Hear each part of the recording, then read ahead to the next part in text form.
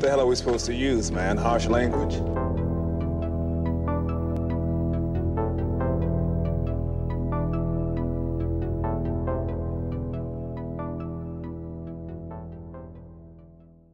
Today's review, folks, is on Prey, which just came out on Hulu. But before we get into the review, we mentioned it a couple of times. Go check out our website, harshlanguage.tv, to stay connected with us, see recent videos, podcast episodes. Be sure to rate and leave comments on the episodes.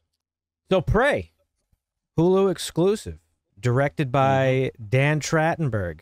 He most notably directed 10 Cloverfield Lane, which I loved. And he's back now directing this Predator prequel. No Vietnam insurgents in this movie, folks. No Jamaican drug gangs. This film, Prey, is about a Comanche tribe, and namely, a member of the Comanche tribe, our main character, Naru, played by Amber Midthunder.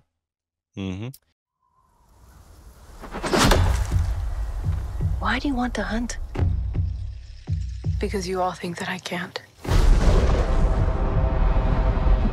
I saw a sign in the sky. I'm ready. This movie takes place, Dusty here was 1719? 1719. This is over 250 years before the events of the original Predator. But yeah, we have our Comanche tribe here, and our main character, Naru, she is she's aspiring to be a hunter. She doesn't want to live the life that was intended for her, which is that of a gatherer. She goes out and she does little hunts of her own. She's not super good at actual hunting, but her skill set is more in the way of being cunning and smart. Yeah. Whereas the men hunters are more just like brute force, like skilled, actual physical skill hunters. And that's the life that she wants to live. This movie takes no time jumping right into the action. It's actually one of the things I loved about this movie. In a sea of 2.5-hour movies that overstay their welcome, this was short and sweet and to the point. And it still did a lot with the time that it had in an 1.5-hour runtime. So we very quickly, Naru, she witnesses a ship coming through the Earth's atmosphere, and we as an audience know that it is our boy, the Predator. But she thinks it's the flaming, what's she call it? The flaming bird? Thunderbird or lightning bird, one of those. Yeah. And she takes that as a sign that she is ready for her first big hunt, which the movie references several times, the Kutamia. Kutamia. Basically a rite of passage. Yep. Yes. Rite of passage for our hunters. And there's a scene where her brother says to her, he's like, you want to go out and hunt something that hunts you? And this is, of course, foreshadowing. That's right. Another interesting thing about this movie, talking about the cast, this is the first major American studio production to feature a full Native American cast, aside from obviously the non-natives in the movie that were like just kind of throwaway people to kill. Right. The French. Yeah, the French. Frenchmen. The Frenchmen. So yeah, I mean, that's basically the plot of the movie. It's really not anything complicated at all. We have Naru. She, again, wants to become a hunter.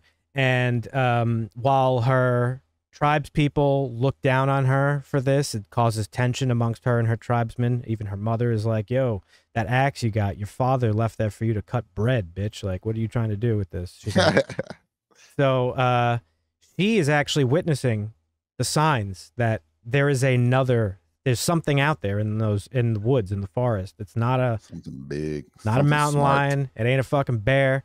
And nobody believes her. So she takes it upon herself to hunt this creature that she's not sure what it is. Yep. This movie actually puts us not in the perspective of, but it shows us a lot of the Predator doing Predator shit. And at first, I actually had a problem with this. I was like, eh. But in the original Predator, Marvin, the Predator itself is treated a lot like the shark in Jaws, which we just watched recently. Yeah. Where you don't really see it very often. You get glimpses of it, and he's cloaked, and he's kind of just, you hear him. And he's killing people from a distance, picking people off one by one. Well, this movie focuses a lot on the Predator from very early. I realized by the end of the film, and changed my opinion, that this was actually, they were doing this because our Predator in this film parallels Naru almost beat for beat. It's pretty evident that in this film, this is our Predator's first hunt. Mhm. As you know from the lore of Predators, as a fan, First hunt on Earth. I don't know. I would go out. They don't say specifically, but I would go out on a limb and say it was this Predator's first hunt. As we know from the lore of Predator, they are trophy hunters. They hunt for honor. They hunt game. This is a lore, by the way, built on a throwaway line from the original film where Arnold is like, he didn't kill you because you weren't armed. There was no sport in it. And that kind of snowballed into the lore of these this alien race. And they're intergalactic trophy hunters, basically, and they go out and they hunt worthy opponents that could put up a fight. But the reason that I think that this was this Predator's first hunt is because he's dropped off on Earth, number one. His ship leaves him. He's just, like, dropped here. And he's unsure what is a threat on this planet. Right. He's fucking killing rabbits. He's picking fights with wolves. He's fucking fighting snakes. He has a fucking dope fight with a bear, which we could talk about. Yeah. So he's taking his time learning like what is actually worth his effort. Right. It's new biomes. He's getting the lay of the land and figuring out what's predator and what's prey. Mm-hmm. And it is quite evident, as you just touched on too, that this is their first time on Earth, and there's more that we could talk about, which I'll go into a little bit later, like lore-based stuff. But yeah, their two stories parallel, and I actually really liked that. What a beautifully shot movie. We talked about that in The Northman, a lot of the landscape, and that was one of the things I actually really enjoyed about this movie. They let the scenes sort of do the character building. Right. While one of my little nitpicks of this movie is that there wasn't a lot of character or character development. One of the things I did like is that they let the scenes do that for them. There was a lot of scenes where there's no dialogue and you're just seeing kind of nature and you're hearing trees and animals in the background. Right. And that sort of helped build the character of these native peoples that was their whole livelihood, was like living off the land, working with the land to survive and thrive. Throughout the course of this movie, you know, there's our character's main issue is that nobody believes her, and she has to basically do this on her own with her dog, who's the goodest girl. And we get another group of characters in this film sort of later in the movie, which are French fur hunters. They're fur trappers, basically. Yeah. And this is also, I actually thought this was really good too. While I thought they were kind of cartoonishly villains, and that was the purpose of them, and they served just to be slaughtered by the predator. There was a juxtaposition in this movie of 3 different styles of predatory behavior. You have these Frenchmen who were predators with the express purpose of basically raping the natural world. We see that when she comes across this field of skinned buffalo at one point in the movie. And at first you think it was the predator. You're like, oh shit, he's just like wreaking havoc over here. And then she finds a cigar and you realize, oh, this is the fucking white man. And then the predator realizes like, oh shit, there are some other people here too. Because he goes back for that same cigar. Yep. Yeah. I never thought that was the predator that skinned those buffalo. FYI. All right. I did. I did too. I guess you're just better. Because the snake was skinned. So. Yes, you're built differently. But it does showcase a juxtaposition here. So while these Frenchmen were there to rape the natural world for profit and also deprive the natives of their livelihood, because that's what they did in real life. They like did everything possible to like fuck the natives over, right? Right. Our predator hunts for sport, and then we have Naru and the Comanche and just natives in general that hunt for survival and livelihood. To live, right, yeah. One of the things that I actually had a gripe with, and then I learned that it's not an actual issue, I was a little bit annoyed that they were speaking not just English, but like contemporary English as we speak it. Yeah. That was a little bothersome to me, but then I read after watching it that Dan Trachtenberg actually filmed every scene with the natives in both English and with the Comanche language. So you could actually choose. I didn't watch it on Hulu, but if you watch it on Hulu, you could choose to watch it with subtitles. Oh, shit. I didn't know that. I think I 'Cause might it go was back weird and when do the that. French dudes pulled up. I was like, damn, these idiots don't even know English, and our Yeah. girl does. Right. That's kind of weird. Yeah. Now, in real life, due to European invasion, these tribes did actually learn English, but again, it's like contemporary English versus like what they would have spoken back then. So it was a little bit odd. So, but yeah, I am interested in actually going back and watching it with the subtitles in the Comanche language. I think that'll be a I would great like to hear it. Yeah. layer to the movie. Yeah. Now I feel bad. I feel like when you watch anime with fucking dubbed English English dubs. language instead of the Yeah. original. Yeah, it's like, Yeah. damn, this is whack. Yeah. So yeah, so as I mentioned earlier, our girl Naru, she's not really a traditionally skilled hunter. She's just smart and cunning, and ultimately, as the plot progresses, that's what allows her to come toe to toe with the predator and Right. defeat him. She basically outsmarts him, and Mhm. it's really cool. A lot of stuff. This movie does a lot of like subverting of audience expectations. Yeah. You're going into a movie that is now like I think 6 films deep as a franchise, basically. There are things and little hints of stuff that they showcase that are callbacks to the original, but you expect as a fan to like it to go in the same direction that it doesn't. So there's very early in the film, she falls in like a bog of mud. And right Oh, away, man, you're yeah. like, oh shit, that's how Arnold Schwarzenegger outsmarted him. He put mud all over himself so the predator's heat vision doesn't pick him up. And you assume that that's Oh, what's is that going to what happen in happened? this Okay. one. Sorry, spoilers, Marvin. But no, in this one, she's got an herb, a medicine that reduces body temperature.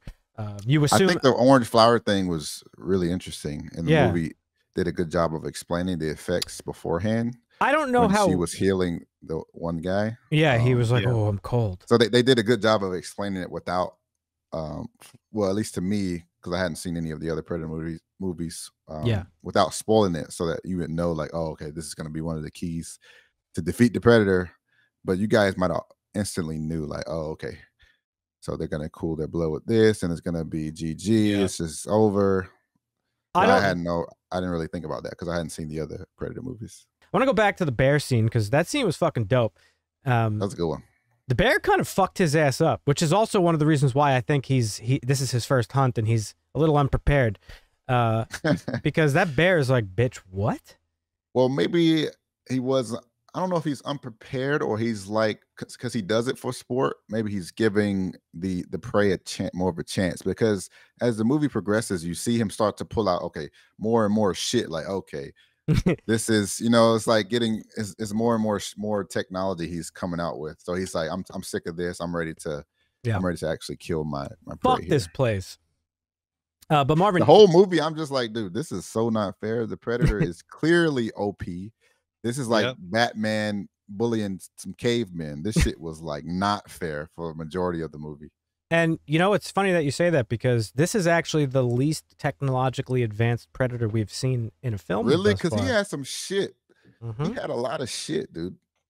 In the original Marvin, again, I don't want to spoil too much for you since we're going to watch it, but his face mask is metallic and his little the 3 dots. The laser tracking is for an actual gun. He has not like just darts. He has like a plasma Yeah, rifle. okay. And this guy has darts. So maybe they get more advanced as time Well- goes on. well, so again, that leads to Yeah. yeah, This is The 250. more they hunt, right. the more they evolve, the more advanced Correct. they become. Yes. It was so funny when the group of trappers were trying to shoot the Predator and he just blocks all bounce their back. shots. Yeah. And they had to hurry up and try to reload. Like, Yeah, oh shit, it's a prank, bro. It's a Yeah. prank. Yeah. And then the dude had a standoff with the Predator. Those are the shot guns, him in by the way. face, and the bullet ricochets and he just kills himself. That shit was comedy. That shit was so funny. Dan Trachtenberg actually made a comment on the decision for this mask to be a little bit more. But it still blocked the shots. So It did block the shot, but this mask was made of bone or some bone-like, Mhm. and it actually exposed his mandible, which in the original yeah. film is not exposed. But so they learned because he got his shit fucking Yeah. snatched off and stabbed them with it. mm-hmm. That shit was great. Dan Trachtenberg basically said, this species of aliens being a trophy hunter, we thought it would be cool rather than just hanging the trophies on their belts if they could actually like wear them as pieces of their armor. Ah, yeah. But He did look like pretty tribal, like yeah, like, for sure. which kind of go when you brought up earlier, like this is kind of his like maybe this is his Kutamia or whatever. Like, Yes. he looked a little more tribal because it was a little bit further back, even though they had all this technology. So Yeah. it definitely was a lot of parallels there. I thought it was good. I mean, it felt a little bit like a pre-make, if that makes sense. Makes Like a zero remake, sense. A What does that pre-make? mean? a remake slash prequel. Mm. It had some definite vibes of the original, but it also had its own storyline. Yeah, I mean, there's only so much you could do with the story of an alien hunter coming and hunting a character. Like, it's gonna, Yeah, sure. You can't gonna like hit similar beats. Yes, I get that. Like you can only tell this story so many ways. Like Predator comes to Earth, wants to hunt something dangerous, finds something dangerous. You can't really retell that too many different ways, but Which is why, up until now, I do think Predator 2, while not a fantastic movie, is the best sequel of the Predators, because it does tell a different story. It's not in a jungle, it's in an inner city, and like there's a drug war going on, and it's just it's a very different story. And then Predators with Adrian Brody, that takes the film to the planet of these predators and does another kind of a planet, yes, a planet, yeah, hunting reserve. And it's basically where the predators go to hunt or to train their hunters, and so a bit of a different plot there, but kind of similar. But this again, while similar, I think this movie is now I think the best sequel to the original. Is it better than the original? No, not by a long shot. No. Is it as good as the original? Probably not. But I do think it's the best sequel thus far. And it's because it chose to focus on this, native tribe. Again, while we didn't get like too much character development, we got less than I would have liked to see, because I didn't really actually care about any of the characters, honestly. Like, it was cool to see Naru like prove herself. About Naru pretty well. Yeah. And Tabe is a fucking beast, dude. He went out like a fucking legend. Yeah. The war chief. Yeah, he went was out pretty like dope. a warrior. Yeah. But he was kind of a bum though, because even though he loved her, he didn't have her back. He was like, "Yeah, you can't really hunt with us." He didn't at first, but he did towards the end. He gave her props and yeah. If it wasn't for you, I wouldn't have killed the lion. And that's true. Well, yeah, it's because she put that spear right in the side of that lion when she fell off the tree. Like he really weakened it on that one. She loosened the cap, if you will. I think she basically killed him. But I think he played it down because he saw that she could have died there. I think he really wanted her to. That's true. Kind of just be safe. He wanted to protect her from this hunter life. That's true. That was my take from it. That's a good point. I didn't see it that way, but now I do. Actually, I agree with you. She fucking destroyed the predator and cut off his fucking head, dude. Oh, that shit was so good. She used his own shit against him. Yeah, when he looked so pissed when she made him cut off his own fucking arm, dude, I lost it. Yeah. The movie had so many parts that were fucking funny that I don't know if they intended them being funny in this way, but I was laughing at a lot of the shit that was happening. One of the cool byproducts of this new look for the Predator is that you do get to see the way his emotions in a way, or its emotions in a way, whereas in the original you don't for a very long part of the movie until he removes the mask. Spoilers. Right. Because you could see his mandibles and a lot of his facial features, you kind of can tell when he's pissed and like. Yeah, he was so pissed. He looked at her like, "Bitch, did you just cut off my own arm with my shit?" The scene that I thought was the funniest was when these fucking French trappers set up this like super elaborate trap to try to fight this thing, and he just fucking picks them apart like nothing. That's one of the best. I think it was OP, dude. He just hopped straight up like fucking Undertaker. Like, what the fuck was that? Yo, and his net that just fucking evaporates. That net was sick. Oh my god, that was disgusting. Oh, he just diced that man up like a fucking onion, bro. Mm-hmm. That shit was crazy. But yeah, get fucked, incels. She destroyed the predator. You wouldn't even come close, you stupid motherfuckers. You baby ragers would be dead instantly, talking all that shit. Get fucked. Yeah. What you gonna say now? There was a lot of, I guess, noise leading up to this movie. It's actually on our YouTube channel. Our video where we talk about the Prey trailer is one of the most engaged, and is the video with our most engagements purely because of people coming in and telling us how a teenage female wouldn't be able to outsmart or outmuscle a predator. Yeah. And if now you this, see how she did it.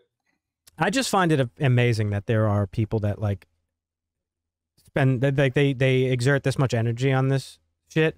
In fact, there's like a pretty big YouTube channel, I won't name names, that like the majority of their content is around like wokeness in like video games and movies and stuff. And like if this is what you're doing with your energy and time, like you have some like life assessing to do, because I don't know if you guys know this or not, but you could actually choose whether or not you watch a movie, unless you're sitting there strapped to a chair with your eyes fucking taped open, like Alex. No, like well, Get Out and Alex from A Clockwork Orange. Like you do have a choice. So yeah, like you do have a choice to watch a film or not. So just keep that in mind the next time you want to baby rage on Twitter about a female character. But like, you know, Comanche like the Comanche were known as being fierce warriors. Like that's what they were. I thought it was done well. I mean, yeah, she fucking outplayed the shit out of him. She really had the best of both worlds. She outplayed him. Not uncommon. I mean, it's a successful Comanche tribe. She learned all the medicine stuff from her mom, and then you know she'd go out with her brother and get physical and learn hunting. So she wanted to reach beyond what her duty in life was, and you know people got problems with that. Yeah, even her own family had problems with it. She had some self-realization there, like you know, when she's like, he didn't kill me because he didn't see me as a threat. And then like you kind of like, she looks at herself, or she has some self-reflection, like, okay, she kind of realizes that she's not as big of a threat as she thought she was, even when it comes to like her brother or other people in the tribe. Right. She knows in the end that being underestimated, that she used it to her advantage. Let's talk about lore a little bit. And we mentioned briefly, like there's a couple callbacks to the original, really only two. It was like the mud and then the actual line, the famous line from the first one. No, not get to the chopper, but if it bleeds, we could kill it. They say it verbatim in this movie, so I thought that was a little cheesy, but yeah. But there were other callbacks to not only the original, but the franchise as a whole, little Easter eggs that could, that allow us to sort of speculate a little bit, the fun stuff about these franchise films that we could do, that we love to do. The first one I noticed was during the course of the film, as Naru is dealing with these Frenchmen. One of these Frenchmen, who is a translator, he speaks English, and he comes to her with a cut off fucking leg and is like, oh, help me, give me some herb. We mentioned that earlier. He gives her one of his pistols, and there's a close-up on this pistol, and that's right, folks. It is the pistol that Danny Glover receives at the end of Predator 2. The very same pistol with the same inscription on it. The name escapes me. Randolph something. Big spoilers. I might as well not even watch the movie at this point. I'm sorry, Marvin. We got to talk about it. This is your fault. Same manufacturer, not necessarily the same pistol. I'm pretty certain it's the same exact pistol, and I'm going to tell you why. So, so that was the first thing. At the end of the film, we don't get any post-credit scenes or anything like that. However, the initial ending credits has this pretty cool, like, animated cinematic of basically like drawings and stuff of like kind of like cave drawings and stuff that tribes used to, you know, where they wrote down their history and stuff like that. And at the very end, before the final credits start to roll, you know, the drawing changes, and it's the tribe basically celebrating her kill and them looking up at the sky again with lightning, alluding to the fact that aliens are coming back for vengeance. And I think this is the point where it sets up like, oh, yeah, this is the Predator's first time on Earth, and they realize like, oh shit, this planet's got some fucking worthy game for us to come back for eventually. This is the first time this Predator has visited Disagree. Heavily disagree. First of all, there's no proof to support your claim, so we could only go this is the furthest back in time we've ever seen the Predators come to Earth, so we could only assume.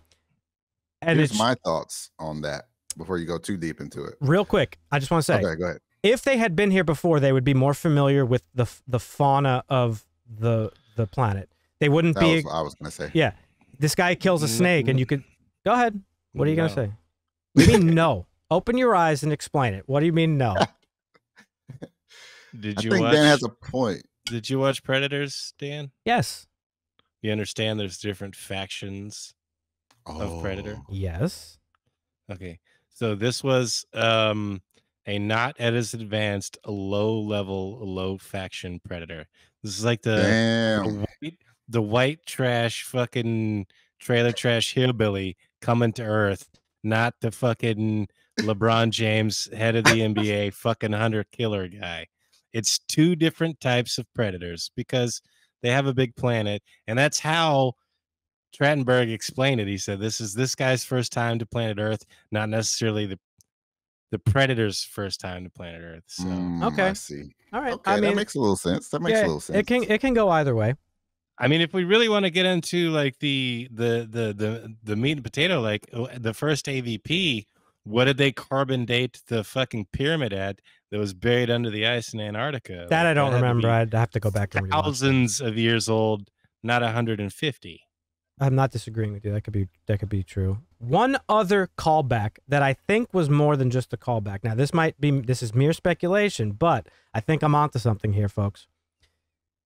Naru's brother, Tabe, at one point when he's captured by the Frenchman, one of the Frenchman leader, slices his chest down to his stomach. Not unlike, it was very similar to the way our boy Billy in the original cut his chest and stomach before trying to have a showdown with the Predator in that film. Now, in the original Predator, Billy, his biography says that Billy is part Sioux. So it is not out of the question to believe that his ancestors, Billy's ancestors, knew the story of Naru and her battle with the Predator and their subsequent return. Shit. And that he cuts himself across the chest the way Naru's brother was cut by the French, because perhaps Naru's brother, Tabe, and his experience became part of these local tribes' legend.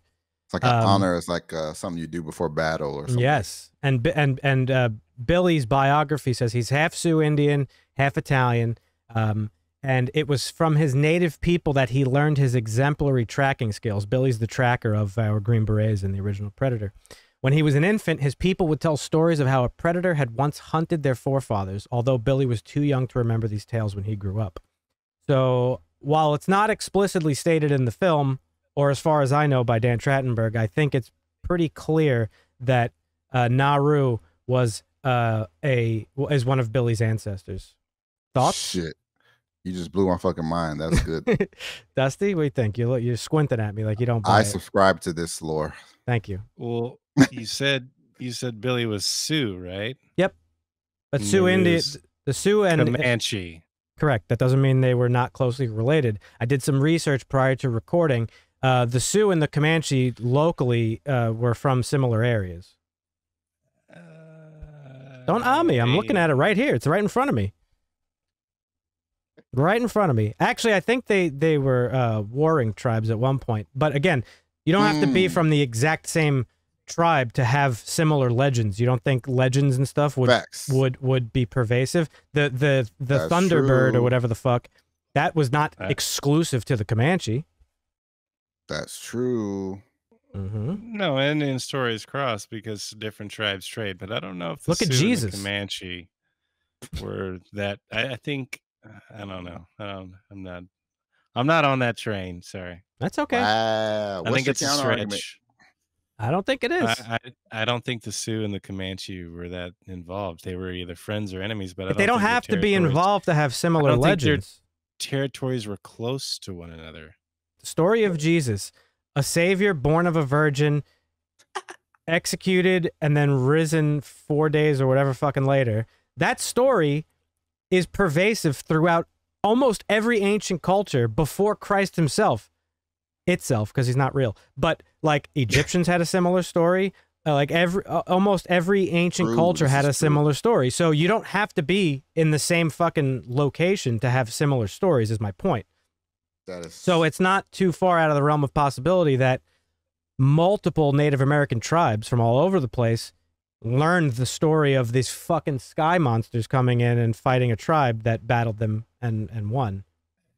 I would say it's probably more plausible that they had their own interaction rather than they all Possible. learned it from this one. Explain the cut. instance that Explain the happened. cut. Explain it. Can't. Oh, you can't. Oh. It's the only thing that I can't explain. But Well, I do think that there were a few little things that I would have liked to see different. I would have loved to see a little bit more character development, though. Like I said, the scenes speak for the scenes are what develop the characters. The lack of dialogue and stuff like that. I really like this movie. I think it was great. It was fun. It was a perfect length. It wasn't too long. It wasn't too short. Right now, it's on IMDb at a 7.3. Very high rating for this movie. I think that's 7. Above 7 is like pretty high for IMDb standards, as you know. I'm kind of right there. I'm going with a 7. Marvin? So for me, the first half was decent, and then the second half really turned it up for me and closed out strong. I think I give it a solid 8. I really enjoyed the action, and it was for sure an easy watch, and I could see myself watching it again. So, all right, Dusty. That's me. Yeah, I'm with you, Dan. I give it a solid 7. I think the story was compelling, the acting was compelling. It was enough of a difference from the original that didn't feel like a cheap remake, but it was close enough that it paid homage. I thought it was a good story set in a good time, and I'm looking forward to what they do next. All right, there you have it, folks. High scores across the board for Prey. Go and check it out on Hulu right now. Tune in next week, where we are going to talk about the original Predator and Marvin's first viewing of it. Be sure to check out our website, harshlanguage.tv, to stay connected with us, or reach out to us on Twitter. And if you haven't already, go follow us on YouTube, hit that subscribe button, and you'll see all sorts of videos. So thanks for joining us, folks, and we'll catch you in the next one. See ya. Asta.